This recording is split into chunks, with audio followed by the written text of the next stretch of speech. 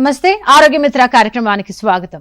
మన సమాజంలో ప్రతి పిల్లాడు ఒకే విధంగా ఆలోచించడు, ఒకే విధంగా నేర్చుకోలేడు. కొందరు పిల్లలు ప్రపంచాన్ని కొంచెం భిన్నంగా చూస్తూ ఉంటారు, భిన్నంగా స్పందిస్తారు కూడా.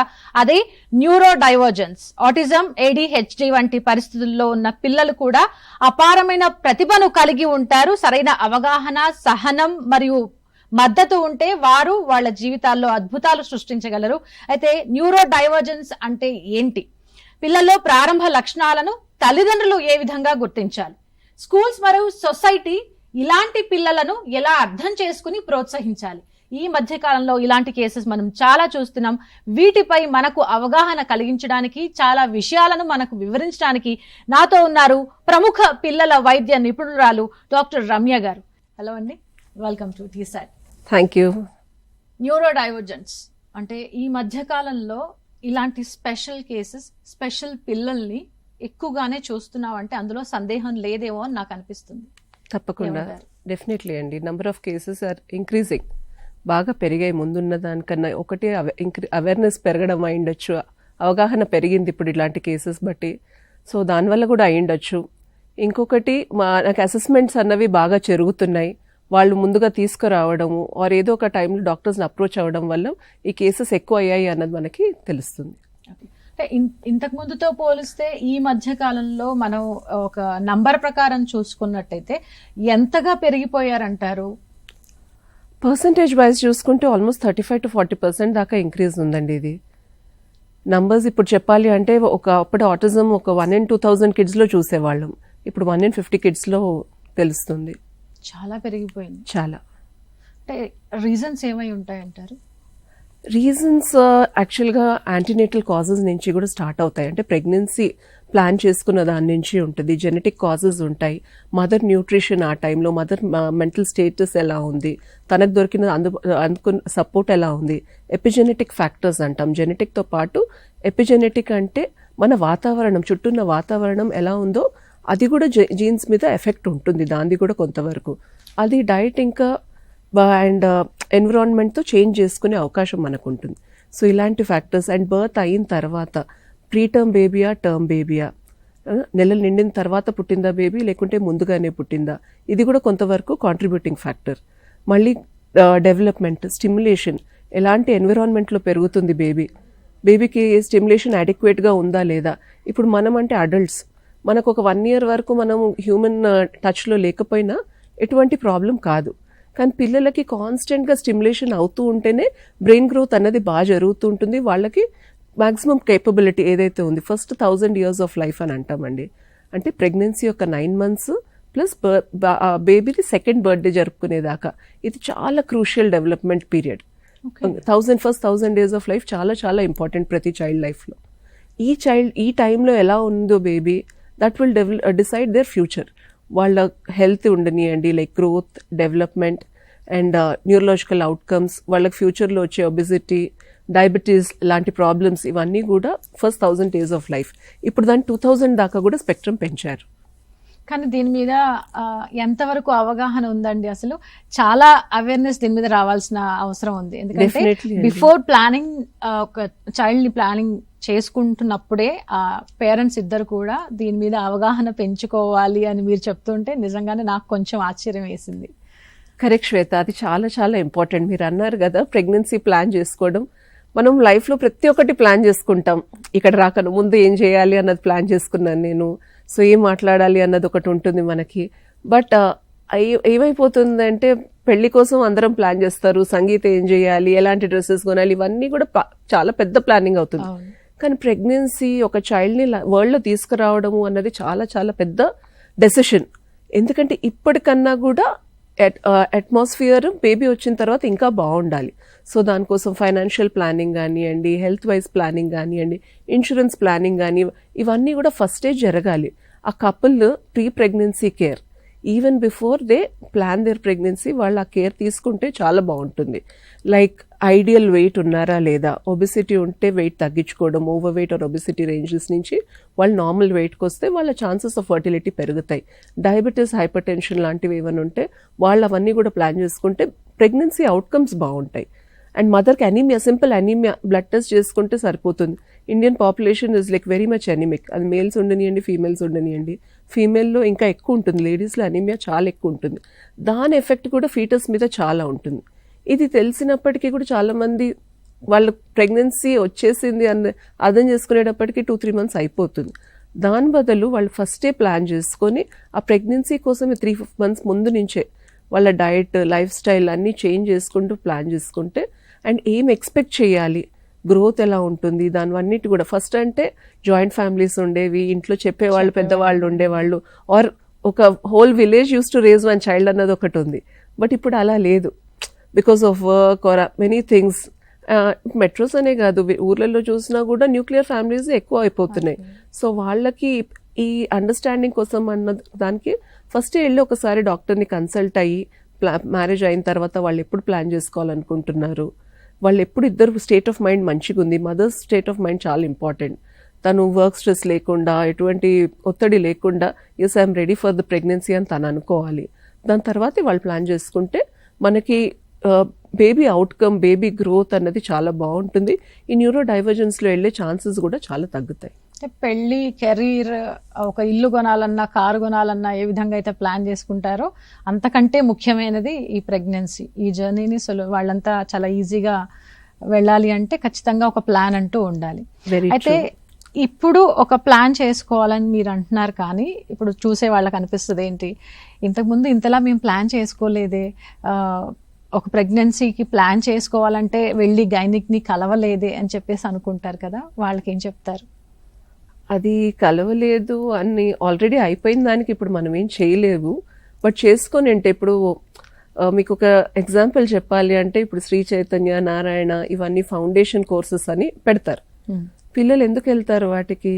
ఫౌండేషన్ బాగుంటే రేపు ఫ్యూచర్ బాగుంటుంది అన్నదానికి. సో ఈ pre pregnancy care is that foundation. మనం యాంటీనేటల్ 9 months యాంటీనేటల్ కేర్ అన్నది అలాంటి ఫౌండేషన్. ముందు డెలివరీస్ ఇంట్లోనే అయిపోయేవి. ఇన్స్టిట్యూట్ దాకా వెళ్ళాల్సిన, హాస్పిటల్ దాకా వెళ్ళాల్సిన అవసరం పడకుండా దాయి ఇంటికి వచ్చేది, వారి ఇంట్లో ఎవరో పెద్దవాళ్ళు వాళ్ళే డెలివరీ చేయగలిగేవాళ్ళు.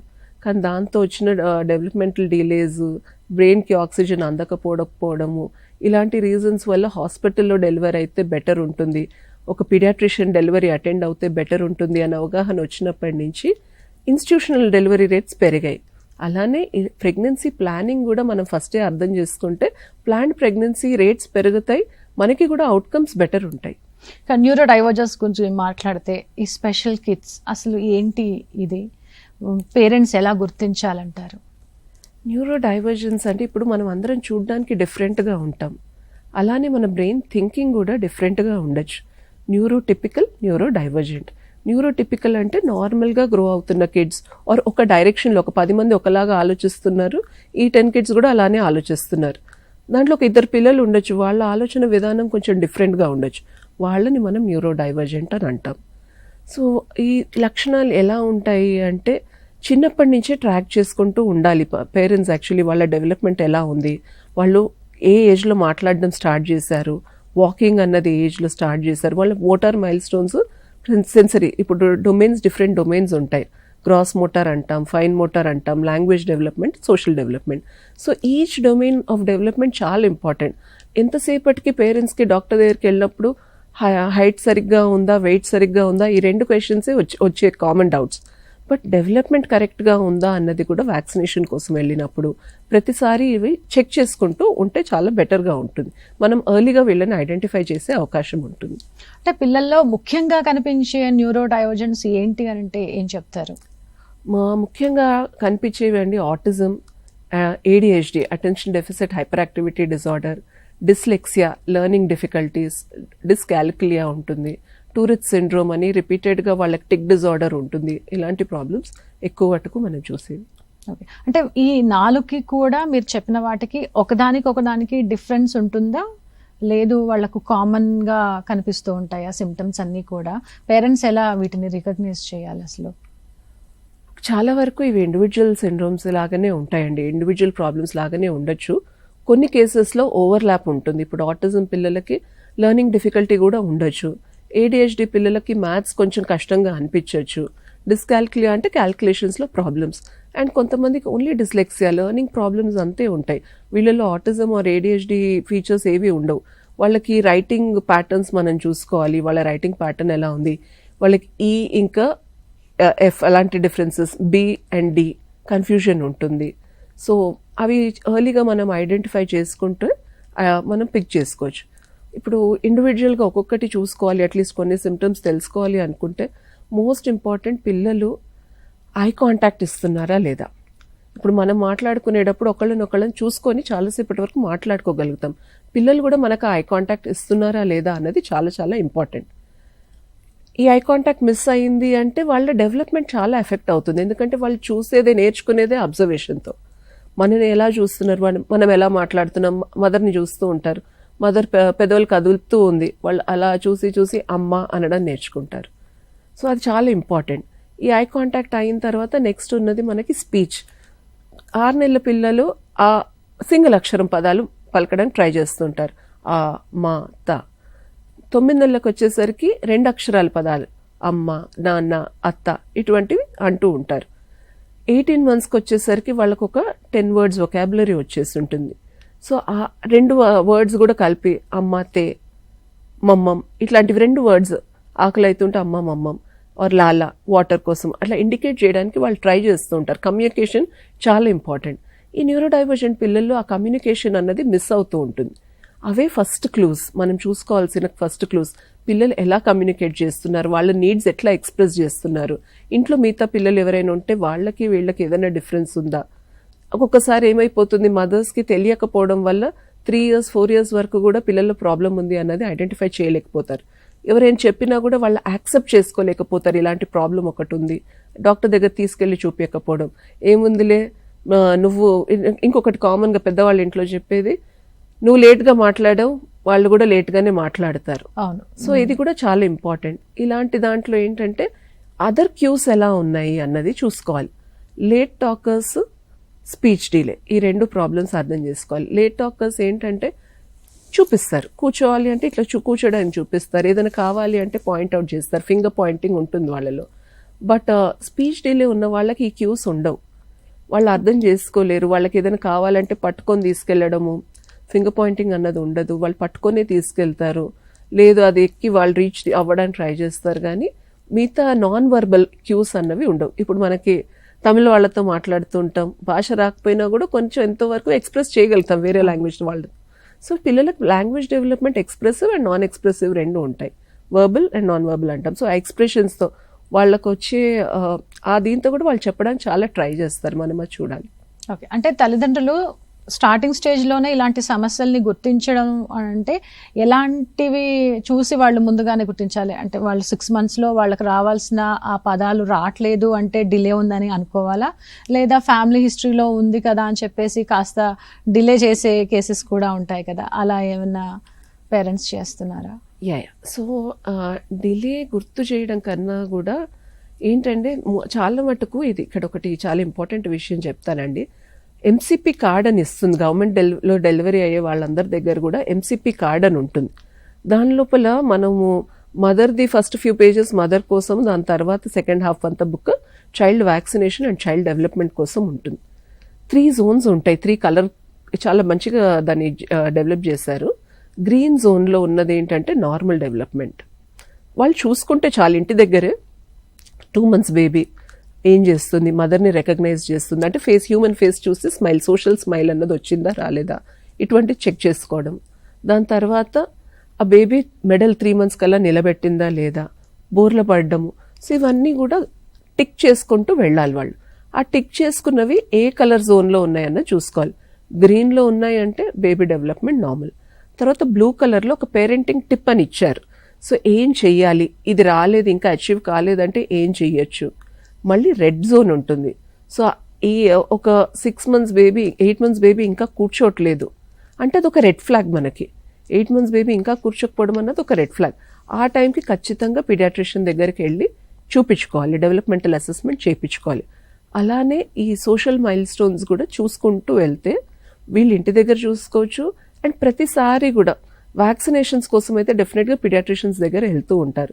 వాళ్ళని సింపుల్గా మాకు 30 months కన్నా తక్కువ పిల్లలందరికీ కూడా ఎంచాట్ స్క్రీనింగ్ చేయమని అడగచ్చు. లేదు ఖచ్చితంగా మా బేబీ డెవలప్మెంట్ ఎట్లా ఉంది అని ఒక మాట అడగండి. ఓన్లీ వెయిట్ హైట్ మీద కాన్సన్ట్రేట్ చేయకుండా డెవలప్మెంట్ బాగానే ఉందా, మళ్ళీ మాట్లాడట్లేదు, ఎంచాట్ స్క్రీనింగ్ ఏమన్నా చేసుకుందాం. సింపుల్ క్వశ్చన్ 20 క్వశ్చన్స్ ఉంటాయి. దాని లోపలే మనకి బేబీ రిస్క్లో ఉందా, ఆటిజంకి రిస్క్లో ఉందా లేదా అన్నది తెలిసిపోతుంది. అండ్ అక్కడ మనం ఎంత ఎర్లీగా ఇంటర్వెన్షన్ స్టార్ట్ చేస్తే అవుట్కమ్ అన్నది అంత బెటర్గా ఉంటుంది. అంటే ఇంకా ఫ్యామిలీ హిస్టరీని ఎంతవరకు పరిగణలోకి తీసుకుంటారు? వాళ్ళ ఇంట్లో ఎవరికైనా మాటలు రావట్లేదా, లేదంటే డిలే స్పీచ్ ఏమైనా ఉందా అనేది వచ్చిన పేషెంట్ వాళ్ళల్లో ఖచ్చితంగా చూస్తారా? ఇప్పుడు స్పీచ్ డిలే ఫ్యామిలీలో ఉంది అంటే డెఫినెట్గా ఆ బేబీని మనం ఇంకా కేర్ఫుల్గా మానిటర్ చేయాలండి. ఆల్రెడీ ఫ్యామిలీ హిస్టరీ ఉంది అన్నప్పుడు నెగ్లెక్ట్ చేయకుండా, ఆల్రెడీ అది ఉంది కదా ఇప్పుడు ఎందుకంటే ఆ టైంలో వాళ్ళకి ఎంత అవగాహన ఉందో అది ఓన్లీ ఇందాక మీకు చెప్పాను, లేట్ టాకరా స్పీచ్ డిలేనా అన్నది మనకు తెలియదు. కాబట్టి ఇలాంటి చైల్డ్ని మాత్రం కొంచెం ఫ్రీక్వెంట్గా, నార్మల్గా 6 months వరకు రెగ్యులర్గా వ్యాక్సినేషన్ ఉంటుంది. దాని తర్వాత మళ్ళీ 9 months or 1 yearకే వస్తారు. అలా కాకుండా వాళ్ళని కొంచెం ఫ్రీక్వెంట్గా మంత్లీ ఒక visit, just to have a track 2-3 years వరకు వాళ్ళని చూసుకుంటూ వెళ్తే మనం రెడ్ ఫ్లాగ్స్ అనేవి తొందరగా పిక్ చేయడానికి ఉంటుంది. ఇలాంటి చిల్డ్రన్కి మనం సపోర్ట్ ఇవ్వడానికి చాలా వరకు ఇంటి దగ్గర చేసుకోవచ్చు. హోమ్ థెరపీనే ఇవ్వచ్చు వాళ్ళకి. ఇంట్లో మీరు ఇంకెక్కువ టైం స్పెండ్ చేయండి, స్టిమ్యులేట్ చేయండి. టీవీకి ఎనీ స్క్రీన్, టీవీ ఆర్ ఫోన్కి అలవాటు కాకుండా చూసుకోండి. ఇలాంటి సజెషన్స్ ఇవ్వడానికి అవకాశం ఉంటుంది మేడం. అయితే ప్రెగ్నెన్సీని అంత ప్లాన్ చేసుకున్నా కూడా నార్మల్ డెలివరీస్ లో ఇలాంటి ఆటిజం కేసెస్, ADHD చూస్తున్నారా, లేదా C-section లో కూడా ఇలాంటివి చూస్తున్నారా? డెలివరీ అవుట్కమ్స్ అండి నార్మల్ అయినా కూడా సిజేరియన్ అయినా కూడా రిస్క్ ఆల్మోస్ట్ సిమిలర్గానే ఉంది దీనికి. ఎందుకంటే ఎపిజెనెటిక్ ఫ్యాక్టర్స్ ఏదైతే అన్నా కదా, so almost like normal delivery అయినా సిజేరియన్ అయినా మోరల్లెస్ రిస్క్ అయితే సిమిలర్గానే ఉంటుంది. వాళ్ళు ఎలాంటి స్టిమ్యులేషన్ ఇస్తారు, ఫ్యామిలీ ఎన్విరాన్మెంట్ ఎలా ఉంది, అది చాలా ఇంపార్టెంట్ అవుతుంది. ఓకే, అంటే ఈ పిల్లల్ని తల్లిదండ్రులు అసలు ఎలా అర్థం చేసుకోవాలంటారు? ముందుగానే వాళ్ళల్లో కొంచెం ఏదో ఇబ్బంది ఉంది, వాళ్ళని డాక్టర్ దగ్గరికి తీసుకెళ్ళాలి, లేదా వాళ్ళ స్పీచ్ డిలే అవుతోంది, లేదా అసలు మాటలు రావట్లేదు, వాళ్ళు ఆ నెలకు చేయాల్సిన యాక్టివిటీ చెయ్యట్లేదు, ఇవన్నీ కూడా వాళ్ళు పరిగణలోకి తీసుకోవాలా? ఎట్లా అర్థం చేసుకోవాలి? మీరు అన్నట్టు ఇవన్నీ కూడా వాళ్ళు పరిగణలో తీసుకోవాలి, కన్సిడరేషన్లో తీసుకొని ఒక డాక్టర్కి విజిట్ చేసి నేను చెప్పినట్టు అసెస్మెంట్ అన్నది ఫస్ట్ చేయించుకోవాలి. ఎంత ఎర్లీగా అసెస్మెంట్ చేయించుకొని వాళ్ళు స్పెక్ట్రమ్లో ఉన్నారా, 3 years వరకు కూడా మనం పిల్లలకి ఎటువంటి డయాగ్నోసిస్ ఇయ్యం, ఓన్లీ అట్ రిస్క్ అని అంటాం. They are at risk of autism or ADHD. So 3 years వరకు మనకు ఒక గోల్డెన్, ఇందాక మీకు 1000-2000 days అని చెప్పాను కదా, ఒక ఆపర్చునిటీ ఉంది where we can bring the child to as normal growth as possible. So దానికి వాళ్ళు ఏం చేయాలి అంటే ఐడెంటిఫై చేస్తూ ఉండాలి పిల్లలతో. ఇది టైం స్పెండ్ చేసినప్పుడే పాసిబుల్ ఉంటుంది. వాళ్ళు పిల్లలకి ఎప్పుడు కోపం బాగా వస్తుంది అంటే ఎమోషనల్ రెగ్యులేషన్ ఉండదు వీళ్ళ పిల్లల్లో. బాగా ఎక్కువ ఏడవడం, టీవీ చూస్తూ ఉంటారు, ఆఫ్ చేసేయగానే బాగా ఎక్కువ ఏడవడం, వాళ్ళ నేమ్కి కూడా రెస్పాండ్ కాని పిల్లలు ఉంటారు. ఓకే, సో నేమ్ కాల్కి కూడా రెస్పాండ్ అవుతున్నారా లేదా, బట్ టీవీలో చూసిన ఏదో పాటకు మాత్రం వాళ్ళు రెస్పాండ్ అవుతుంటారు, ఎందుకంటే దానికి కనెక్షన్ ఎక్కువ ఉంది వాళ్ళకి. సో అలాంటి రెడ్ ఫ్లాగ్స్ అనేవి ఐడెంటిఫై చేసుకొని వాళ్ళు తొందరగా తీసుకొస్తే మనకి అసెస్మెంట్ అనేది పాసిబుల్ ఉంటుంది. బట్ చాలా వరకు ఏమైపోతుంది, ఇంట్లో చెప్పిన దానికో లేకుంటే డాక్టర్స్ ఒక్కొక్కసారి తెలియకుండా కూడా జరిగే దాంట్లో మీరు స్కూల్లో వేసేయండి అని అంటారు. స్కూల్లో వేసేసేయండి 18 months పిల్లల్ని, 20 months to 2 years లోపు పిల్లల్ని స్కూల్లో వేసేయండి, వాళ్ళు అక్కడ మాటలు నేర్చుకుంటారు అని అంటారు. బట్ వర్బల్ క్యూస్ అన్నది, ఈ ఎక్స్ప్రెసివ్ స్పీచ్ ఉన్న పిల్లలకి పర్లేదు, వాళ్ళు అక్కడ నేర్చుకునే ఛాన్స్ ఉండొచ్చు. కానీ ఎక్స్ప్రెసివ్ స్పీచ్ కూడా లేని పిల్లలకి ఇబ్బంది అవుతుంది, వాళ్ళు నేర్చుకోలేరు.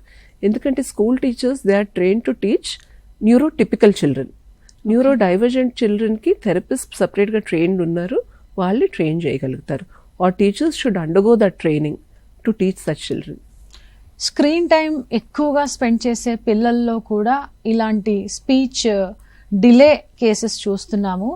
న్యూక్లియర్ ఫ్యామిలీస్ అయిపోయి తల్లిదండ్రులు పిల్లలతో ఎక్కువగా ఇంటరాక్ట్ అవ్వక, వాళ్ళకి మాటలు నేర్పించక కూడా ఇలాంటి కేసెస్ అవుతున్నాయని మీరేమంటారు ఈ విషయం మీద? స్క్రీన్ టైం అన్నది one of the risk factors కన్నా కూడా ఎన్విరాన్మెంటల్ ఫ్యాక్టర్స్ అని అంటానండి. డైరెక్ట్లీ అది లింక్డ్ కాదు. కాకపోతే ఏమైపోతుంది, ఇప్పుడు నేను అన్నా కదా, పిల్లలు ఐ కాంటాక్ట్ ఉన్నప్పుడు అబ్జర్వ్ చేస్తూ ఉంటారు తల్లిదండ్రులని, అందరినీ. They keep looking at the world. Human time, మనకు స్క్రీన్ టైం ఉండకూడదు అంటే హ్యూమన్ టైం ఉండాలి. సో హ్యూమన్ టైం అనేది చాలా ఇంపార్టెంట్ పదం. వాళ్ళు దాన్ని స్క్రీన్స్ రిప్లేస్ చేసాయి, తెలుసో తెలియకో.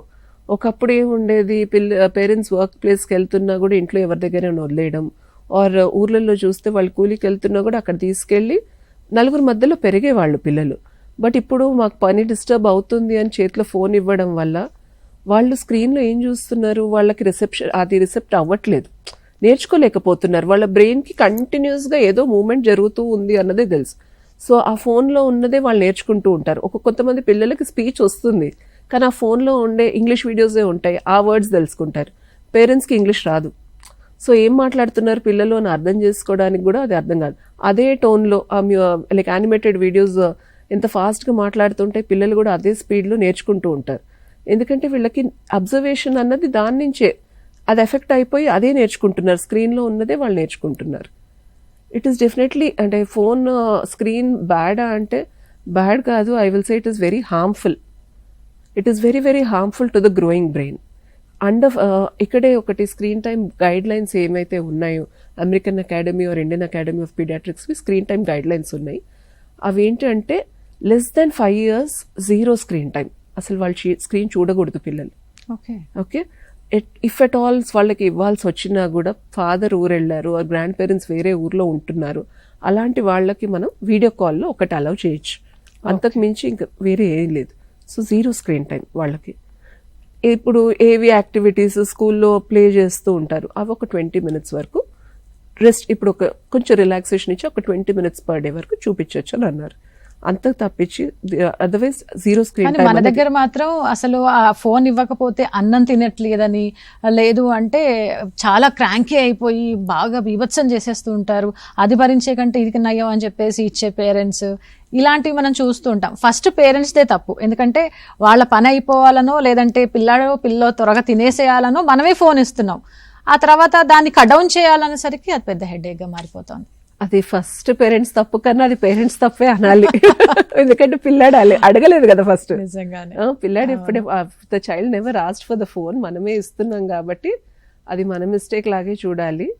So we need to have develop, ఇప్పుడు అన్నా కదా హ్యూమన్ టైం అన్నది, అది తీసేసాం, ఫోన్ వాళ్ళ దగ్గర నుంచి తీసేసాము అంటే వాళ్ళకి ఏదైనా ఒకటి రిప్లేస్మెంట్ ఇవ్వాలి. మనం ఒక రిప్లేస్మెంట్ ఇవ్వాలి అంటే మన ప్రెజెన్స్ ఉండాలి అక్కడ. వాళ్ళకి ఫోన్ చూపించట్లేదు, మనమే కూర్చొని ఆడిపించడం, తినేటప్పుడు యాక్చువల్లీ ఫీడింగ్ టైం అనేది చాలా చాలా ఇంపార్టెంట్ టైం. ఆ టైంలోనే మనము పిల్లలకు చాలా నేర్పించేవి ఉంటాయి, కమ్యూనికేట్ చేయొచ్చు, వాళ్ళు మదర్ హ్యాపీగా ఉందా సాడ్ ఉందా డిఫరెంట్ ఎమోషన్స్ నేర్చుకుంటారు. సో ఈ ఆటిజం కేసెస్లో న్యూరోడైవర్జన్ పిల్లలు ఏంటంటే ఈ ఎమోషన్స్ అర్థం కావు వాళ్ళకి కోపం అన్నది తెలియదు, వాళ్ళకి బాధ అన్నది తెలియదు. ఇప్పుడు నార్మల్గా తల్లికి తాకింది అంటే బేబీకి చైల్డ్కి హర్ట్ అవుతుంది, అరే మా మదర్కి తాకిందా దెబ్బ అని వాళ్ళు కూడా ఏడుస్తారు. ఈ పిల్లల్లో పాపం ఆ ఎమోషనే ఉండదు, వాళ్ళకి మిస్సింగ్ అనే ఎమోషన్ ఉండదు, వాళ్ళు మిస్ కారు పేరెంట్స్ ఉన్నా లేకపోయినా. కాకపోతే ఇవన్నీ ఎమోషన్స్ రావాలి అంటే ఆ స్క్రీన్ టైం, అది ఫీడింగ్ టైంని మంచిగా యూటిలైజ్ చేసుకోవాలి. ఆ టైంలో వీళ్ళు మంచి కలిపి తినిపించేటప్పుడు ప్రతిసారి చైల్డ్ ఐ కాంటాక్ట్ ఇస్తుందా లేదా చూపించుకోవచ్చు. ఫుడ్ కన్సిస్టెన్సీ వీళ్ళు చెక్ చేసుకోవడానికి అవకాశం ఉంటుంది. అండ్ చైల్డ్ కూడా సరిపోయేంత వరకే ఫీడ్ చేస్తాం. కొన్నిసార్లు ఏమైపోతుంది, పిల్లలు కొన్ని క్యూస్ ఇస్తారు, ఏంటంటే టిప్స్, వాళ్ళకి సరిపోయింది కడుపు నిండిపోయింది అన్నది ఇస్తారు. మనం అది చూసుకోకుండా, మదర్ చైల్డ్ ఇద్దరు ఫోన్లోనే ఉండి అది చూసుకోకుండా ఏమైపోతుంది, చైల్డ్ మొత్తం వామిట్ చేసేస్తుంది. సో ఫుడ్ పడట్లేదు అనుకుంటారు పేరెంట్స్ చాలా వరకు, వాళ్ళకి ఇది పెట్టంగానే వామిట్ అయింది అన్నది. సో ఫుడ్ పడకపోవడం కాదు అక్కడ రీజన్, వాళ్ళకి నిండింది, కడుపు నిండింది, but over and beyond that మనం ఫీడ్ చేయడానికి ట్రై చేసినప్పుడు చైల్డ్ విల్ ప్యూక్, మొత్తం తీసేస్తారు, వామిట్ చేసేస్తారు. సో ఈ ఫీడింగ్ టైం అనేది మంచిగా యూటిలైజ్ చేసుకోవాలి. కూర్చోబెట్టుకొని వాళ్ళకు ఒక చిన్న, ఇప్పుడు హై చైర్స్ అన్నది ఒకటి ఉంది కదా, సో హై చైర్లో కూర్చోబెట్టుకోవచ్చు, లేదు డైనింగ్ టేబుల్ దగ్గర ఎక్కడైనా ఒక రెగ్యులర్ ప్లేస్లో కూర్చోబెట్టి వాళ్ళకి అదొక ఫన్ టైం లాగా ఫీడింగ్ టైంని చేసుకోవచ్చు. కొంచెం పెద్ద పిల్లలు 2 years అలాంటి పిల్లలు అయితే మదర్ కూడా కూర్చొని పేరెంట్స్ ఒక ఫ్యామిలీ టైం లాగా దాన్ని చేసుకొని కలిసి తినచ్చు. అయితే న్యూరో డైవర్జెంట్ వీళ్ళ డెవలప్మెంట్కి, ఇందాక మీరు చెప్పిన న్యూరో టిపికల్, మరి వీళ్ళ డెవలప్మెంట్కి ఈ మధ్య డిఫరెన్స్ ఏ విధంగా ఉంటుందంటారు డాక్టర్ గారు?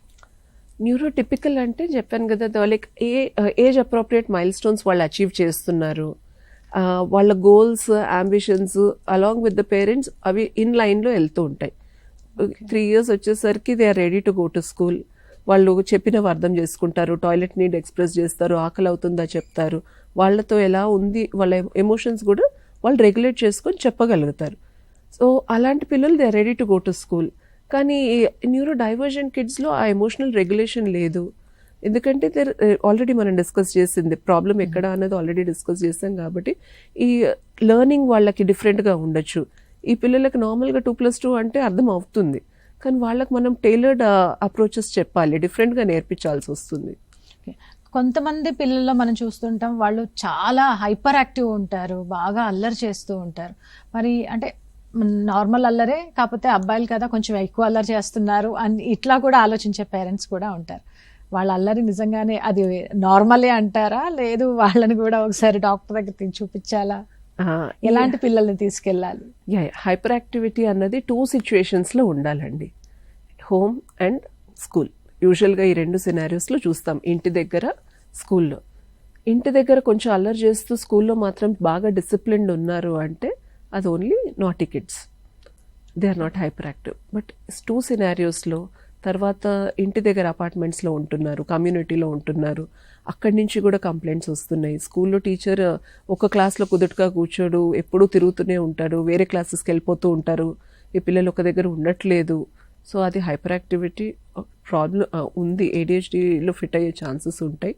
అండ్ వాళ్ళకి పెద్ద టాస్క్ ఒకసారి చెప్పకూడదు, వాళ్ళని బ్రేక్ చేసుకొని చెప్తేనే వాళ్ళకి అర్థమవుతుంది. 2-3 థింగ్స్ ఒకసారి చెప్తే వాళ్ళకి అది ఏమంటారు ప్రాసెసింగ్ ఉండదు, మెంటల్ ప్రాసెసింగ్ అర్థం కాదు. కాబట్టి సో టీచర్స్కి ఏంటంటే నేను ఇది చెప్పినా చేయట్లేదు, నేను ఎంత నేర్పించినా కూడా నేర్చుకోవట్లేదు, ఆన్సర్స్ మొత్తంగా రాయట్లేదు స్కూల్లో, వాళ్ళ అకాడమిక్ పర్ఫార్మెన్స్ కూడా ప్రాబ్లంలో ఉంటుంది, they will not be able to perform well. So అలాంటి పిల్లల్ని మాత్రం డెఫినెట్గా తీసుకెళ్ళి అసెస్ చేయించుకోవాలి. డాక్టర్ గారు, ఆటిజానికి సంబంధించి కానీ ADHDతో ఇబ్బంది పడుతున్న పిల్లలకు కానీ అసలు సమాజంలో ఉన్న అపోహలు ఏంటి అంటే ఏం చెప్తారు? అంటే ఈ పిల్లలు ఇండిపెండెంట్గా తన పనులు తాను చేసుకోలేరు అన్నది ఒక కామన్ మిత్ అండి, అపోహ అలాంటిది ఒకటి ఉంది. బట్ వాళ్ళకి ఎటువంటి డిజబిలిటీ లేదు, వాళ్ళు చేసుకోగలుగుతారు. వాళ్ళని ప్రాపర్గా మనము లైక్ ట్రైన్ చేస్తే డెఫినెట్లీ వాళ్ళు వాళ్ళ పనులన్నీ కూడా ఇండిపెండెంట్గా వాళ్ళు ట్యాకిల్ చేసుకోగలుగుతారు. అండ్ ఇంకొక కామన్ లైక్ మిత్ ఏంటి అంటే అపోహ ఇంకొకటి, ఇది ఒక మోడర్న్ ఫెనామినా అనుకుంటారు, ఇప్పుడు వచ్చింది, ఇప్పుడే ఏదో కొత్తగా తెలిసింది అనుకుంటారు. బట్ చాలా వరకు ఏంటంటే మీకు ఆల్రెడీ స్టార్టింగ్లో చెప్పినట్టు ఇప్పుడు అవగాహన పెరిగింది, అసెస్మెంట్స్ వెళ్తున్నారు, ఇది చేయించుకుంటున్నారు. కానీ ఒకప్పుడు లేట్గా మాట్లాడారు, వాళ్ళు చాలా పద్ధతిగా ఉంటారు, వాళ్ళు ఖచ్చితంగా ఉంటారు అని కొంతమంది ఇంట్లో పెద్దవాళ్ళు ఉండింటారు, ఎక్కడో ఒక దగ్గర మనం చూసే ఉంటాం అలాంటి వాళ్ళని మన ఫ్యామిలీస్లో. సో వాళ్ళకు కూడా ఇలాంటి ప్రాబ్లం ఏదైనా ఉండింటుంది. అది అలాగే చెప్తూ ఉంటారు కూడా, ఇలా వాళ్ళ తాతగారు ఇలా మాట్లాడారు చాలా డిలేగా, ఆ తర్వాత వాళ్ళ ఫాదర్ కూడా అంతే, ఇప్పుడు వచ్చిన వాళ్ళు కూడా అలాగే ఉందేమో, ఎందుకు అంతగా మీరు సీరియస్ ఇష్యూలా చూస్తున్నారని చెప్పేసి ఇప్పటి పేరెంట్స్ కి కూడా ఆ తరం వాళ్ళు సలహా ఇస్తూ ఉంటారు. కరెక్ట్ అండి, అది ఎందుకంటే అది తెలియకపోవడం వల్లనే. సో అలాంటి అపోహలు మనం తొలగించాలి, ఇలాంటి కార్యక్రమాలు హెల్ప్ చేస్తాయి. ఓకే, అయితే పేరెంట్స్ ఏమడుగుతారంటే ఇలాంటివి ఇష్యూస్ ఉన్నాయి, ఆటిజం ఇష్యూనో లేదంటే డెవలప్మెంట్ ఇష్యూనో ఉంది అని చెప్పేసి మేము వీలైనంత త్వరగా డాక్టర్ గారి దగ్గరికి తీసుకెళ్లడం వల్ల వచ్చే ప్రయోజనాలు ఏంటి అంటే? ఎర్లీ ఇంటర్వెన్షన్ సర్వీసెస్ అంటామండి వీటిని. మనం ఎంత ఎర్లీగా వీళ్ళకి ఇంటర్వీన్ అంటే వాళ్ళ జరిగే డెవలప్మెంటల్ డిలేనే ఉండొచ్చు, చైల్డ్ ఏజ్ అప్రోప్రియేట్గా నడవట్లేదు, 9-10 నెలల కల్లా సపోర్ట్తో పట్టుకొని నించుంటారు, వాళ్ళు 1.5 year వరకు ఇండిపెండెంట్గా వాక్ చేయాలి. సో 1.5 year కాదు 2 years వచ్చినా కూడా పిల్లలు నడవలేకపోతున్నారు అంటే వాళ్ళకి మనం తొందరగా సపోర్ట్ ప్రొవైడ్ చేయగలిగితే వాళ్ళకి గ్రోత్ నార్మల్, ఒక పొటెన్షియల్ అనేది మనం సేవ్ చేసిన వాళ్ళు అవుతాం. వాళ్ళు మెల్లిగా 2.5 years 3 years కూడా నడుస్తారేమో, కానీ అంతలోపల వాళ్ళ కంట్రాక్చర్స్ ఫామ్ అవ్వచ్చు, వాళ్ళ మజిల్స్ టైట్ అయిపోవచ్చు, టెండాన్స్ ఏవైతే మజిల్స్ ఇంకా బోన్స్ని జాయిన్ చేస్తే అక్కడ టైటనింగ్ ఉంటుంది. సో వాళ్ళొక పొటెన్షియల్ మనం లాస్ అయిపోయినట్టే, చైల్డ్ పొటెన్షియల్ లాస్ చేసినట్టు అవుతాం.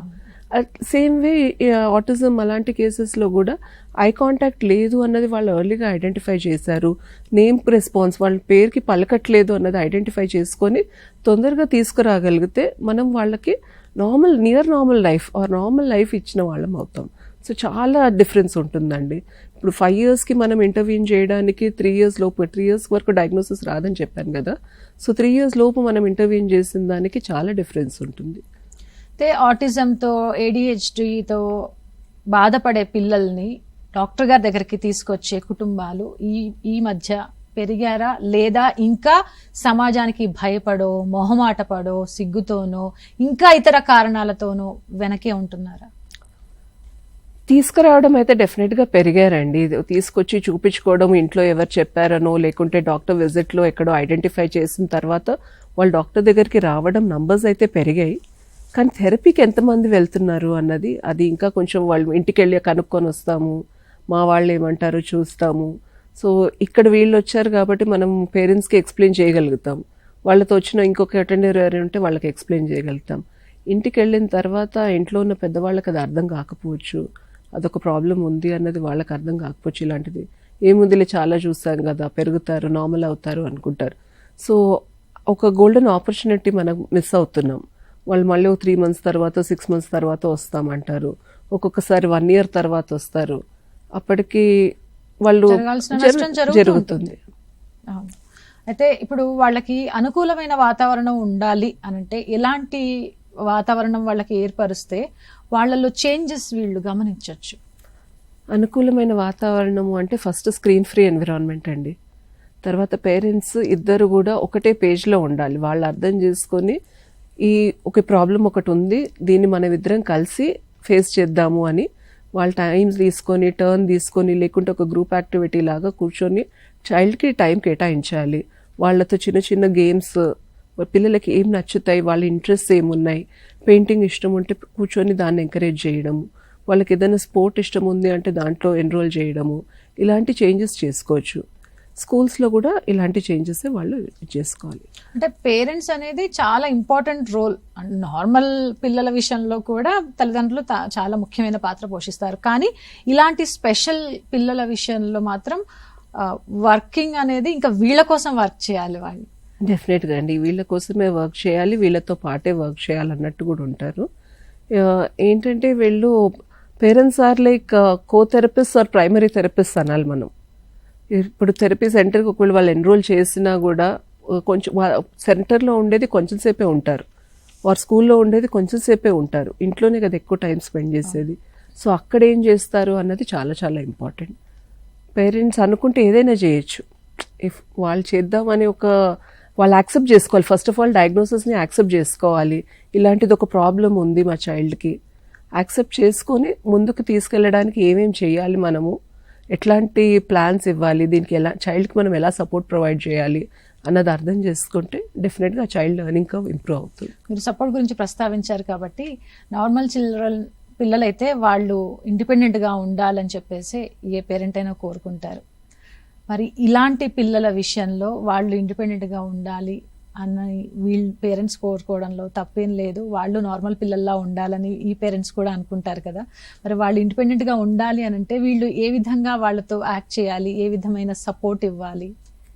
డెఫినెట్గా అండి, అదే కదా, లైక్ న్యూరో డైవర్జెంట్ ఉన్నా కూడా వాళ్ళ అభిప్రాయాలు వేరే, కానీ వాళ్ళ అవుట్కమ్ మాత్రం సిమిలర్గానే ఉంటుంది. దే హ్యావ్ గ్రేట్ పొటెన్షియల్, వాళ్ళు ఏదైనా సాధించగలుగుతారు. సో వాళ్ళకి ఆ ఎన్విరాన్మెంట్ క్రియేట్ చేయాలి. స్కూల్తో మాట్లాడి, థెరపిస్ట్తో మాట్లాడి, వాళ్ళకు ఒక ఇండివిజువల్ ప్లాన్ అన్నది, ఎడ్యుకేషనల్ ప్లాన్ అన్నది వాళ్ళు క్రియేట్ చేసుకొని అలాంటి ఒక లెర్నింగ్ ఆపర్చునిటీ క్రియేట్ చేస్తే వాళ్ళ పిల్లలకు అర్థం అవుతుంది. వీళ్ళకి కొంచెం విజువల్ బోర్డ్స్ అవసరం పడవచ్చు, వాళ్ళకి చెప్పే టాస్క్ మనం చిన్న చిన్నగా చేసి చెప్పాల్సి వస్తుంది. వాళ్ళకి ఎలా చెప్తాము అన్నది చాలా ఇంపార్టెంట్. వాళ్ళ కమ్యూనికేషన్ మిగతా పిల్లలు చెప్పినట్టు వాళ్ళకి 10 sentences ఒకసారి డిక్టేట్ చేస్తే వీళ్ళకి ఒక 2-3 sentences డిక్టేట్ చేయాల్సి వస్తుందేమో. కొంచెం ఓపికతో తీసుకెళ్తే ఈ పిల్లలు కూడా మంచిగా వాళ్ళని వాళ్ళు ఎస్టాబ్లిష్ చేసుకుంటారు. అంటే ఈ పిల్లల్లో మరి సెల్ఫ్ కాన్ఫిడెన్స్ ఉంటుందంటారా? అంటే వాళ్ళకి ఏం తెలియదు కదా, అంటే కాస్త డిలే ఉంటుంది అంతా కూడా. మరి అలాంటి కేసెస్లో ఏ విధంగా చేస్తారు ట్రీట్మెంట్? మన అప్రోచ్ సర్కాస్టిక్గా ఉండకూడదండి. ఫస్ట్ మన అప్రోచ్ లైక్ మనం నార్మల్ చైల్డ్ని చూస్తున్నాం, న్యూరోటిపికల్ చైల్డ్ని చూస్తున్నప్పుడు ఎలా అయితే చూస్తామో ఈ పిల్లల్ని కూడా మనం అలానే యాక్సెప్ట్ చేయాలి. అలానే యాక్సెప్ట్ చేసి అప్పుడు వాళ్ళకి సెల్ఫ్ ఎస్టీమ్ అన్నది, సెల్ఫ్ కాన్ఫిడెన్స్ అనేది చిన్న చిన్నవి చేయగలిగారు అంటే, ఇప్పుడు ఒక చైల్డ్ రన్నింగ్ రేస్లో ఫస్ట్ వచ్చిన వాళ్ళని మనం ఎంకరేజ్ చేస్తాము, కానీ ఈ చైల్డ్ పార్టిసిపేషన్కి కూడా మనం ఎంకరేజ్ చేయాలి. ఈ చైల్డ్ రన్నింగ్ రేస్లో పార్టిసిపేట్ చేస్తే కూడా మనం ఎంకరేజ్ చేస్తే that it self will Boost the self confidence. వాళ్ళ మొరల్ ఇంప్రూవ్ అవుతుంది. వాళ్ళు కూడా ఓకే నేను పార్టిసిపేట్ చేయొచ్చు, నాకేదో ప్రాబ్లం ఉంది అని కాకుండా నేను కూడా పార్టిసిపేట్ చేయొచ్చు అని ఒకటి ఉంటుంది. ఇక్కడ నేను ఒక చిన్న మూవీ గురించి చెప్తానండి. తాన్యా ద గ్రేట్ అని ఆటిస్టిక్ చైల్డ్ మీదే చేశారు ఈ మూవీ. సో మదర్ చాలా ఆపర్చునిటీస్ ఇస్తుంది. In fact she would have lost her father. ఆ చైల్డ్కి ఎంత అంటే నేను ఆర్మీ జాయిన్ అవ్వాలి అని ఒక కోరిక వస్తుంది. And she works hard for it. చాలా బాగా చూపించారు. అంటే చైల్డ్కి ఒక సెల్ఫ్ కాన్ఫిడెన్స్ ఇవ్వడం, సెల్ఫ్ ఎస్టీమ్ ఇవ్వడం, వాళ్ళే తనది ఛాలెంజెస్. ఇప్పుడు నార్మల్గా తను స్ట్రాంగ్ అవుతుందా, తన ఆర్మీలో చేస్తుందా, గ్రాండ్ ఫాదర్కి చాలా డౌట్స్ ఉంటాయి, కానీ మదర్ మోటివేట్ చేస్తుంది. తను స్ట్రాంగ్ అవుతుంది కదా, ఆర్మీ జాయిన్ అవ్వనియండి అవ్వకపోనియండి, బట్ ఆ ప్రాసెస్లో ఎంత స్ట్రాంగ్ అవుతుంది అన్నది. And she learns to help people. ఇవన్నీ కూడా నేర్చుకుంటారు. సో వాళ్ళకు ఒక లెర్నింగ్ కర్వ్ డెఫినెట్గా ఉంటుంది. వాళ్ళని ఎంకరేజ్ చేయడమే మన ప్లాన్. న్యూరో డైవర్జెంట్స్ పిల్లల్లో స్కిల్స్ ఉంటాయా? ఇప్పుడు మామూలు పిల్లల్లో అయితే కొంతమంది పేరెంట్స్ చదివే లోకం కాదు, వాళ్ళలో ఉన్న స్కిల్ ఏంటో మనం గుర్తించి దాన్ని ప్రోత్సహిస్తే ఇంకా వాళ్ళు ఈజీగా ఎదుగుతారని చెప్పి అనుకుంటారు కదా. మరి వీళ్ళ విషయంలో ఏం జరుగుతుంది? వీళ్ళల్లో ఉన్న స్కిల్ని పేరెంట్స్ ఏ విధంగా తెలుసుకోవాలి?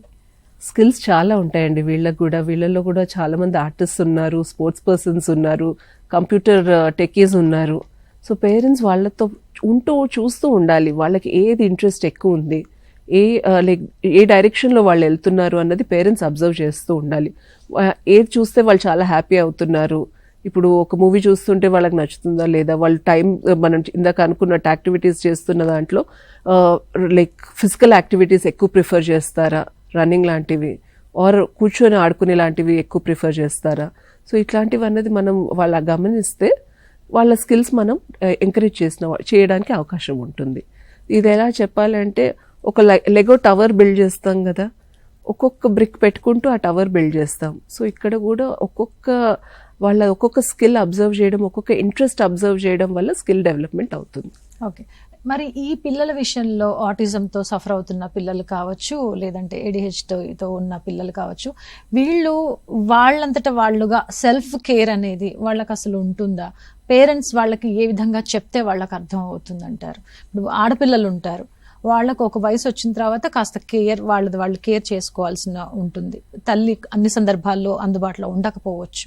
అలాంటి కేసెస్లో ఏం జరుగుతుంది? అదే అండి, అది ఆల్రెడీ ఎట్లా అంటే థెరపిస్ట్తో పాటు వీళ్ళు కలిసి కొన్ని రోజులు ట్రావెల్ చేస్తే పీడియాట్రిషియన్స్, థెరపిస్ట్ అంతా కూడా team approach and teachers, they are all part of it. Parents, paediatricians, therapist and teachers. So కలిసి వాళ్ళకి ఎలా చెప్తే అర్థమవుతుంది అన్నది ఇనిషియల్గా పేరెంట్స్ నేర్చుకోవాలి. కొంతవరకు వాళ్ళు ఆల్రెడీ చూసి ఉంటారు కదా, వాళ్ళ జర్నీ పేరెంట్స్ చాలా క్లోజ్గా అబ్జర్వ్ చేసిన పేరెంట్స్ వీళ్ళకి ఎలా చెప్తే అర్థమవుతుంది, నేను కూర్చోపెట్టి నిదానంగా రిపీటెడ్గా చెప్తే వీళ్ళకి డెఫినెట్గా అర్థమవుతుంది అన్నది ఉంటుంది. అలా మనం గైడ్ చేసుకుంటూ వెళ్తే వాళ్ళు ప్యూబర్టీకి వచ్చేసరికి వాళ్ళకి మనం ఎక్స్ప్లెయిన్ చేయడానికి ఈజీ అవుతుంది. అదే మనం ఈ గ్రూప్ అప్రోచ్ మనం ఫాలో కాలేదు అంటే అక్కడ పేరెంట్స్ మాత్రం బాగా సఫర్ అవుతారు, నేర్పించడానికి ఇబ్బంది పడతారు. అప్రోచ్ అవ్వాల్సిన సమయంలో అప్రోచ్ అవ్వకపోతే ఆ తర్వాత ఇబ్బంది పడతారు. డెఫినెట్గా అండి. ఓకే. అంటే ఇప్పుడు వీళ్ళకి స్కూల్స్ విషయానికి వస్తే మరి వీళ్ళకంటూ సెపరేట్గా స్పెషల్ స్కూల్స్ ఏమైనా ఉంటాయా? లేదు మిగతా పిల్లలు ఏ విధంగా వెళ్తుంటారో అలాంటి స్కూల్కి ఏమైనా ముందుగా పంపించి అక్కడ ఏమైనా డెవలప్మెంట్ అలాంటివి ఏమైనా పేరెంట్స్ అబ్జర్వ్ చేయాలా? యాక్చువల్గా అంటే ప్రీవియస్గా స్పెషల్ స్కూల్స్లో వేసేవాళ్ళు, బట్ ఇప్పుడు రైట్ టు ఎడ్యుకేషన్ యాక్ట్ వచ్చిన తర్వాత నుంచి వాళ్ళు నార్మల్ స్కూల్స్లోనే వెళ్ళొచ్చు. అక్కడ కూడా వాళ్ళకి టైలర్డ్ లెర్నింగ్ ఉండాలండి, వాళ్ళకి ఎలాంటి ప్లాన్స్ కావాలి, టీచర్స్ కూడా they have to undergo training if required. Or థెరపిస్ట్ని స్కూల్స్ హైర్ చేసుకోవడం, ఆల్రెడీ వీళ్ళతో పాటు కూర్చొని ఇండివిజువల్ పాలసీస్ వాళ్ళు క్రియేట్ చేసుకొని టైలర్డ్ ప్లాన్ లాగా ఈ చైల్డ్కి ఇదే. ఎందుకంటే 10 మంది ఆటిస్టిక్ కిడ్స్ ఉన్నా కూడా వాళ్ళకి నీడ్స్ అందరివి కూడా డిఫరెంట్ ఉంటాయి. సో ఆ 10 కిడ్స్కి కూడా డిఫరెంట్ ప్లాన్స్ అవసరం పడతాయి. దీంట్లోనే వాళ్ళకి టీచింగ్ చేయాలి. అంటే ఇండివిజువలైజ్డ్గా వాళ్ళకు ఎడ్యుకేషన్ ప్లాన్ ఒకటి వీళ్ళు డిజైన్ చేయాలా? ఇండివిజువలైజ్ ఎడ్యుకేషన్ ప్లాన్ డిజైన్ చేసుకొని అదే ఇంప్లిమెంట్ చేసుకోవాలి, అప్పుడు వాళ్ళకి లెర్నింగ్ ఈజీ అవుతుంది. ఓకే. అంటే ఇప్పుడు ప్రస్తుతం ప్రాసెస్ అంతా ఎలా ఉందంటారు? They are going to regular schools అండి, they cannot be denied that. కాబట్టి they are going to regular schools. అక్కడ కూడా హెల్ప్ అవసరం. రెగ్యులర్ స్కూల్ పంపిస్తున్నాం, వాళ్ళని 5th దాకా ప్రమోట్ చేస్తున్నారు, అక్కడేం ప్రాబ్లం కాదు. ప్రాబ్లం వచ్చేది 5th తర్వాత. అక్కడ ఆపేస్తామంటారు, ప్రమోట్ చేయలేమంటారు, అప్పుడు ప్రాబ్లమ్స్ వస్తాయి. సో ఇది ఎంత ఎర్లీగా స్టార్ట్ చేసుకొని అంత ఎర్లీగా థెరపీతో పాటు గైడెన్స్లో వెళ్తే ఈజీగా ఉంటుంది. ఎంత గైడెన్స్ తీసుకొని వాళ్ళు వెళ్తారు, లెర్నింగ్ స్ట్రాటజీస్ అర్థం చేసుకుంటారు, టీచర్స్ కాన్ఫిడెన్స్ తీసుకొని టీచర్స్ కూడా అర్థం చేసుకోవాలి. మళ్ళీ ఓన్లీ టీచర్సే కాదు, మిగతా పిల్లలకు కూడా మనం ఒక అవగాహన క్రియేట్ చేయాలి. ఎందుకంటే పీర్స్ కూడా ఇంపార్టెంటే కదా, లేకుంటే పిల్లలు ఏడిపించారంటే కూడా వీళ్ళు హర్ట్ అవుతారు, ముందు వెళ్ళడానికి ఇబ్బంది పడతారు. సో అందరినీ కూడా కాన్ఫిడెన్స్లో తీసుకొని వీళ్ళని ముందుకు తీసుకెళ్ళాలి. అంటే ఆటలాడే విషయంలో అయితే ఆటలతో చాలా నేర్చుకుంటారు కదా, మరి మిగతా పిల్లలతో కొలాబ్ చేసి వీళ్ళని మనం ఆడే విధంగా చేయటం, వాళ్లకు వీళ్ళ గురించి అవేర్నెస్ కాస్త చెప్పి ఈ విధంగా చేయండి అని చెప్పి అట్లా చేస్తుంటే వీళ్ళలో ఏమైనా డెవలప్మెంట్ కనబడుతుందంటారా? ఉంటుందండి డెఫినెట్ గా. కాకపోతే పెద్ద గ్రూప్స్ లో కాకుండా చిన్న గ్రూప్స్ లో వేయాలి వాళ్ళని. అర్థం చేసుకునే గ్రూప్ కూడా ఉండాలి, అర్థం చేసుకునే గ్రూప్ ఉండాలి. ప్లస్ చిన్న గ్రూప్స్ లో రోల్ ప్లే విధంగా అలా కూడా టీచ్ చేస్తే వీళ్ళు డెఫినెట్గా నేర్చుకుంటారు. తర్వాత ఎవరైనా స్కూల్లో ఒక క్లాస్లో అందరూ ఒకటే పేస్లో నేర్చుకోలేరు కదా, కొంతమంది స్లో లెర్నర్స్ ఉంటారు. సో వాళ్ళతో పాటు క్లబ్ చేసి కూడా వీళ్ళకి మళ్ళీ టీచింగ్ ఇంకొంచెం బెటర్గా చేయొచ్చు, వాళ్ళ రీడింగ్ స్కిల్స్ ఎన్హాన్స్ చేయొచ్చు. ఏంటంటే కొంచెం టీచర్ కోపం అవసరం పడుతుంది, ఇంట్లో పేరెంట్స్ కూడా ఏమేమి చేయించాం మీరు ఇంట్లో మళ్ళీ ఏం చేయొచ్చు అన్నది చెప్పచ్చు. ఓకే, అంటే వాళ్ళు ఇప్పుడు ట్రీట్మెంట్కి వచ్చారు అని అంటే ఏ విధమైన ప్రాసెస్ ఉంటుందంటారు? ఇప్పుడు ఆటిజంతో బాధపడే వాళ్ళు ఉంటారు, లేదు అంటే డెవలప్మెంట్ ఇష్యూస్ ఉన్న ఈ పిల్లల కేసుల్లో మీరు ఏం చేస్తున్నారు? మంచి క్వశ్చన్ అండి ఇది చాలా. ఎందుకంటే చాలా మందికి వెళ్తాము వస్తామని అంతే తెలుసు, కానీ అసలు ఏం చేస్తారు అన్నది తెలియదు. ఒక్కసారి పీడియాట్రిషియన్ దగ్గర కానీ ఎక్కడో ఒక దగ్గర ప్రాబ్లం ఐడెంటిఫై అయిన తర్వాత వాళ్ళని డెవలప్మెంటల్ పీడియాట్రిషియన్ దగ్గర టీమ్ ఉన్న దగ్గర psychiatrist, developmental paediatrician, occupational therapist, clinical psychologist వీళ్ళందరూ ఉన్న టీం దగ్గర పంపించాలి. డెవలప్మెంట్ సెంటర్స్కి పంపించవచ్చు. ఆ సెంటర్కి వెళ్ళిన తర్వాత అసెస్మెంట్స్ అవుతాయి, డిఫరెంట్ లెవెల్స్లో అసెస్మెంట్స్ అవుతాయి. అంటే వాళ్ళ ఐక్యూ లెవెల్స్ ఎంతవరకు ఉన్నాయి, వాళ్ళ సెన్సరీ ప్రాసెసింగ్ ఎంతవరకు ఉంది, సెన్సరీ లోడ్ తీసుకోగలుగుతారా లేదా. అంటే కొంతమంది పిల్లలకి కొన్ని సైట్స్ నచ్చవు, కొన్ని సౌండ్స్ నచ్చవు. ఇంట్లో రెగ్యులర్గా తిప్పే మిక్సీ కూడా వీళ్ళకి చాలా ఎక్కువ అనిపించచ్చు, కొన్నిసార్లు అది వినిపించకపోవచ్చు. టచ్ బట్టలు కొన్ని నచ్చవు, కాటన్ క్లాత్ తప్ప వేరే ఏది వేయనీయకపోవచ్చు, వూల్ వేసినా నచ్చదు వాళ్ళకి. సో టాక్టైల్ ఇష్యూస్ ఉంటాయి. ఇలాంటివన్నీ కూడా ఆ క్వశ్చనర్ ఫామ్లో మేము అసెస్మెంట్ చేస్తాం. అసెస్మెంట్ అయిన తర్వాత వాళ్ళకి ఎంత రిస్క్ ఉంది అండ్ వాళ్ళకి ఎలాంటి థెరపీస్ అయితే బెటర్ ఉంటాయి అని ఎక్స్ప్లెయిన్ చేస్తాం. దానికి ఎన్రోల్ అవ్వడమే కొంతవరకు, చాలా వరకు వెళ్ళిపోతారు, మళ్ళీ వస్తామంటారు. తొందరగా ఎన్రోల్ అయిన వాళ్ళకి మాత్రం చాలా మంచి రిజల్ట్స్ చూస్తాము. పేరెంట్స్ ఆల్సో వాళ్ళే ఎక్స్ప్రెస్ చేశారు చాలాసార్లు.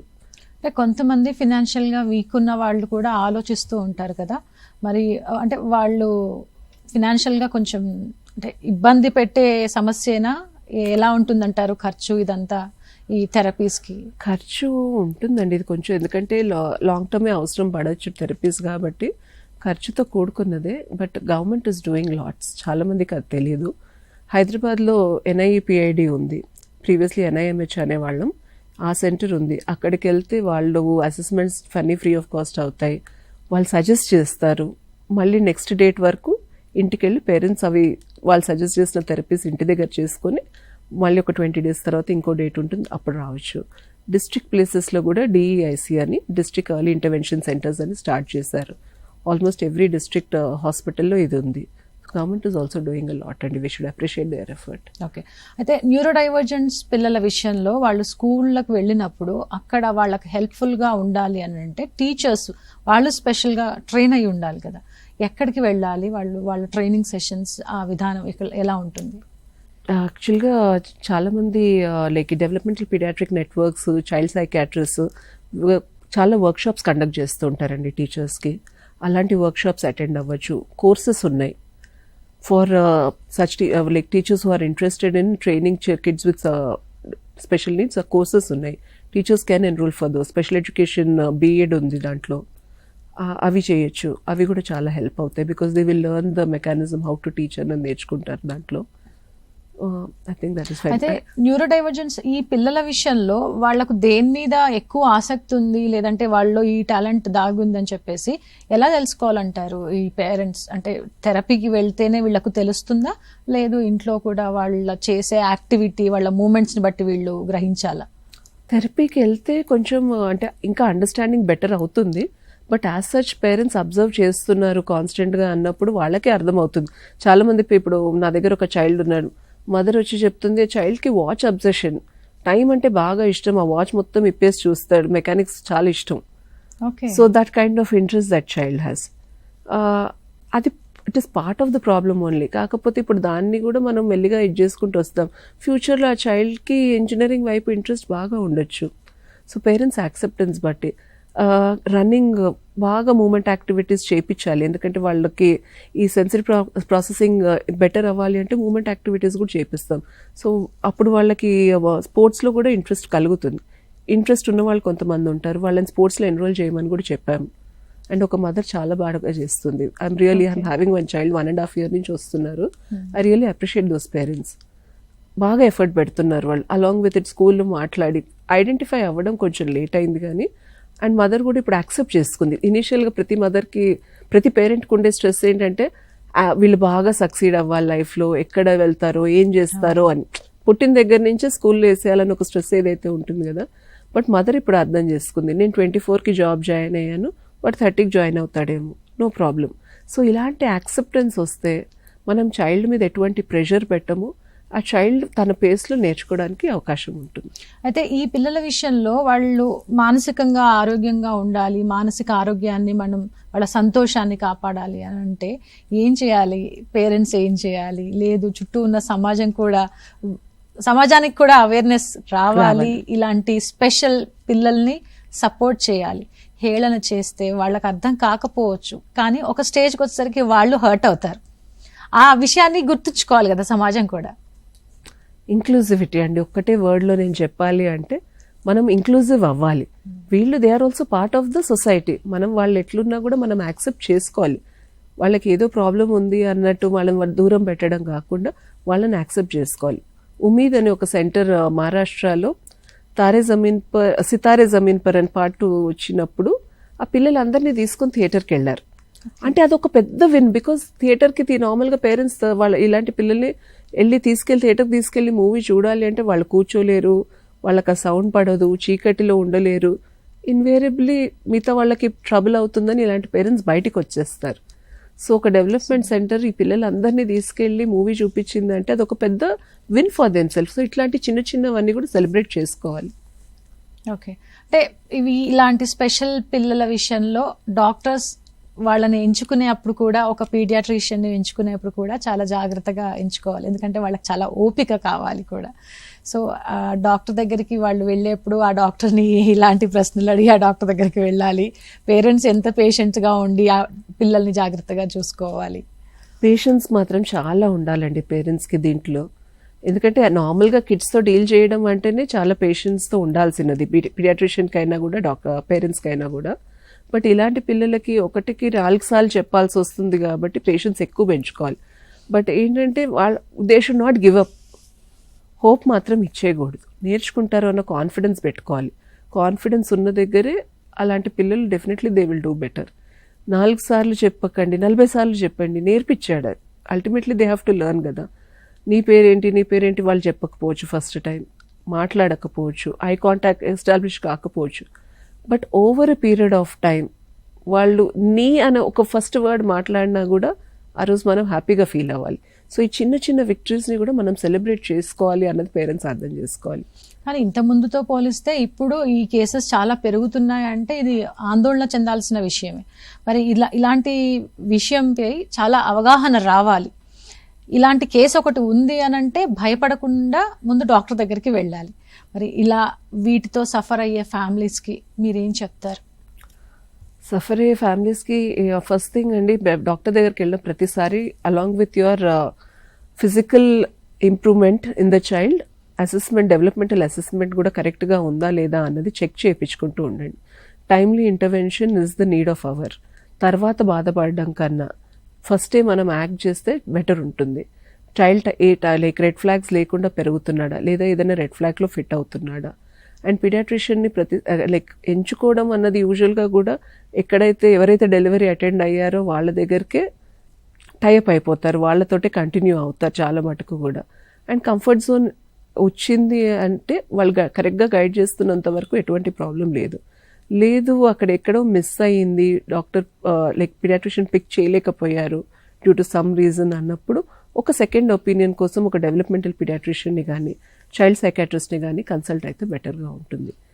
ఈ పిల్లలతో జస్ట్ ఉండి బీ విత్ ద చైల్డ్, వాళ్ళని అర్థం చేసుకుంటూ వాళ్ళకి నీడ్స్, వాళ్ళ ఏరియా ఆఫ్ ఇంట్రెస్ట్ ఏమున్నాయి అన్నది యాక్సెప్ట్ చేసుకొని థెరపీ తీసుకుంటూ వాళ్ళకు ఒక మంచి ఫ్యూచర్ ఇవ్వచ్చు. అయితే ఈ థెరపీ జరుగుతున్నప్పుడు వాళ్ళల్లో చేంజెస్ గమనించి ఆ చిన్న చిన్న విజయాన్ని కూడా వీళ్ళు యాక్సెప్ట్ చేసి ప్రోత్సహిస్తే ఇంకా బెటర్మెంట్ ఉంటుందేమో. డెఫినెట్లీ అండి, దాన్ని అన్నా కదా, చిన్న చిన్న మార్పులు కూడా ఆ చిన్న చైల్డ్ నేర్చుకున్న చిన్నది కూడా జస్ట్ చప్పట్లు కొట్టడమే ఉండొచ్చు.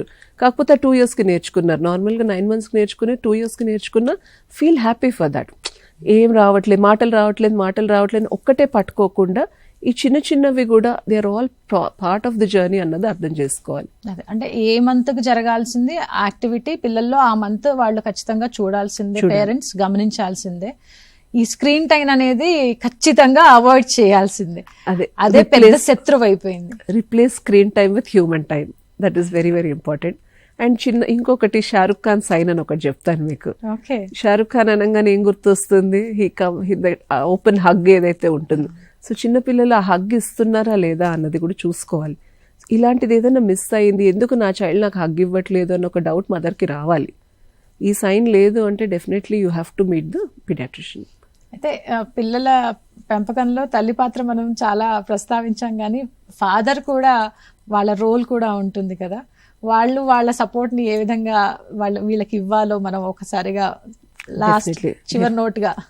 ఫాదర్ సపోర్ట్ ఎట్లా అంటే definitely because most of the times mother ఒక వర్కింగ్ ఉమెన్ ఉన్నా కూడా చైల్డ్ కోసం she will have to give up on her career, but ఫైనాన్షియల్గా ప్రొవైడ్ చేయాల్సింది ఫాదరే కాబట్టి వెరీ వెరీ ఇంపార్టెంట్ అండి.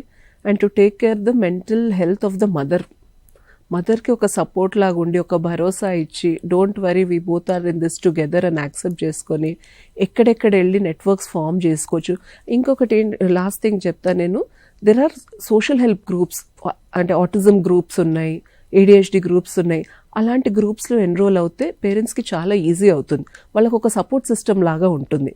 వాళ్ళు ఏం చేస్తారు డిఫరెంట్గా, let me try that, it might help my child also, నా చైల్డ్కి కూడా ఇది హెల్ప్ అవ్వచ్చు. ఏదైనా వాళ్ళు చేసిన యాక్టివిటీ నేను యూజువల్గా కూడా ఎక్స్ప్రెస్ చేపిస్తూ ఉంటాను పేరెంట్స్తో. మంత్లీ మీటింగ్స్ ఉన్నప్పుడు మీరు చెప్పండి మీకు ఎలా అనిపించింది అన్నది చెప్తూ ఉంటాను. సో దాని నుంచి వీళ్ళు నేర్చుకుంటారు, ఒక కాన్ఫిడెన్స్ వస్తుంది.